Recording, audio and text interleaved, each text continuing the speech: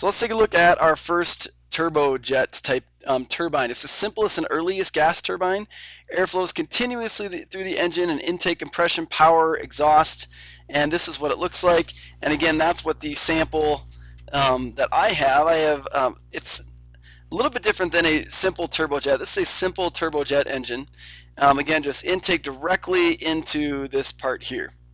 That's the intake, compression, power, and exhaust. So this part you might want to draw out maybe a simple sketch of this, and so that you can be able to show the intake, compression, power, and exhaust. Notice there is not a fan in the front of that one, in the front of this turbojet.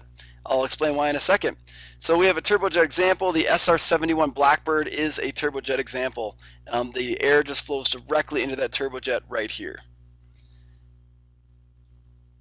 And here again are the parts. You have the inlet, compressor, shaft, burners, turbine, and then nozzle out at the end.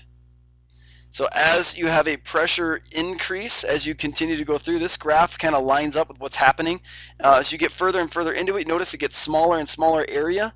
So then we have an increase in pressure, and then we have our explosion right here, and then it expands out the back again. So then at this point, pressure is reduced. So you have a large pressure rise in this area here, and then a small pressure drop right here in this hot section. So you have an overall net increase in pressure. Here's an exploded view kind of showing the parts. A turbofan has a fan in the front. That is what this one is. Has a fan in the front, and so some of that air bypasses the whole turbojet right here. It's just a big fan in the front. That fan pushes air out the back, and that pushed air just simply provides propulsion, just like a propeller might. This is used in modern military and commercial aircraft because, and this is really important, it combines the best of high and low speed and altitude performance. You get really good performance from a turbojet at high speeds, but at lower speeds, you're not getting as good a performance, where a fan might give you better performance, or a propeller will give you a lot better performance than the jet at lower altitudes and at lower speeds. So this fan in conjunction gives you better performance. You have two air streams. The center core of air goes through the turbojet, and then some air bypasses around the top and bottom, and that's going around these outside edges right here. So a lot of the air is bypassing on this. So the ratio of the two streams is the bypass ratio. Here is a turbofan. This shows the fan itself here, and then the smaller turbojet behind it. Again, the large fan, it has a bypass because only some of that air goes into the jet behind that, or the turbine behind that. Turbofan engine size, you can see it's pretty significant, again, because you have a large bypass to that. So bypass ratios, you can see a little bit here how much of this is bypassed. You're going to have a higher bypass ratio for civilian aircraft because they're flying a lot at low altitudes and slower speeds as it takes off and as it lands, whereas military aircraft need to get a little bit higher, so they're going to have a smaller bypass ratio. Lower bypass ratio, again, turbofan for military aircraft, you have a very small, in this case, very small bypass ratio. But again, you're not sacrificing much performance at higher altitudes and at top speeds, but you're gaining some performance at lower altitudes and lower speeds for a more efficient flight. Here's a 3-shaft turbofan engine configuration. And so we have our inlet, we have the fan. So some of this is bypassing above and below. Then our compressor goes in here, these little pieces here, continues to compress the air. Then we have our combustor right in here where we're blowing this up. We have some type of ignition source here. And then the turbine at the end allows for expansion of those exploded gases, so we don't just blow up the back of this. And it expands, and it's directed outwards towards the back. The purpose of a gas turbine engine is to generate thrust to propel an aircraft or to generate shaft power. And thrust is generated by accelerating air. Thrust is a rate of change of momentum. So here's your net thrust, Fn. It equals W, which is the air mass flow, mass of the air flowing in kilogram meters per second. And that is multiplied by the jet velocity minus the flight velocity. So the jet, how fast it's pushing out, minus the velocity of the actual aircraft. We have a turboprop, and that just has a propeller in the front of the jet. So propellers, again, develop thrust by moving large masses of air of air through a small change in velocity. It's used in lower speed transport aircrafts and smaller commuter aircrafts because you're able to move a lot of this air at slower speeds. You're really pushing large volumes of air backwards. So you may use this for heavier aircraft, but then this turbojet gives you a little bit more thrust as you're flying.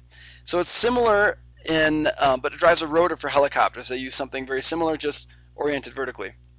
Here's a turboprop example. And the afterburning turbojet. Most modern military fighter jet engines use afterburners.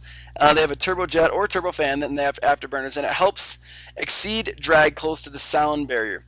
So you have a nozzle extended, this extension to the nozzle in the back, and fuel is injected into that for extra thrust. So after it's burned, it's incredibly hot, and so you inject more fuel and then you ignite it again, and that just adds extra thrust near the end. It's a really inefficient use, but it gives, and so it burns a lot of fuel, but it gives you extra boost.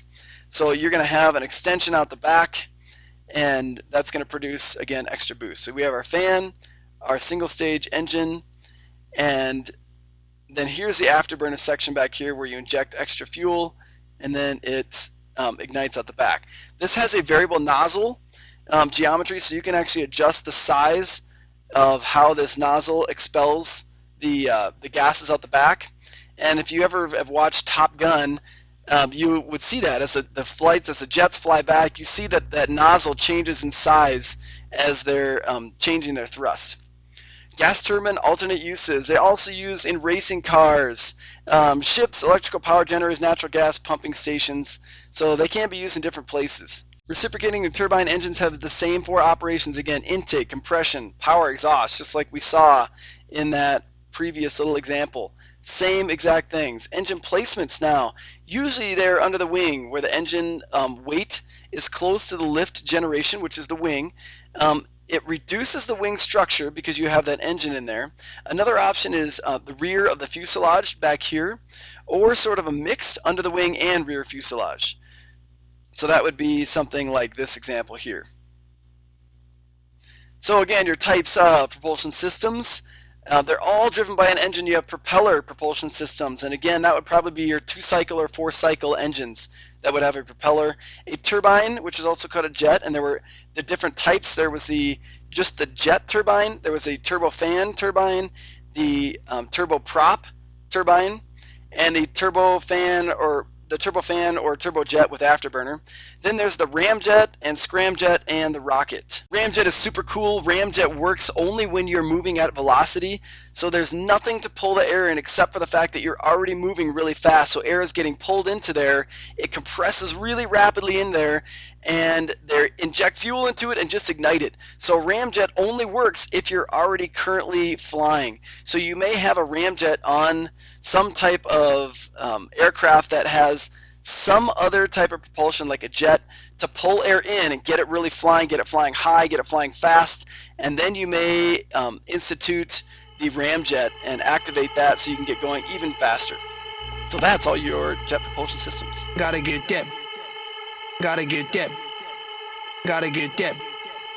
Gotta get dip, dip, dip, dip, dip. Boom, boom, boom. Gotta get dip. Boom, boom, boom. Gotta get dip. Boom, boom, boom. Gotta get dip.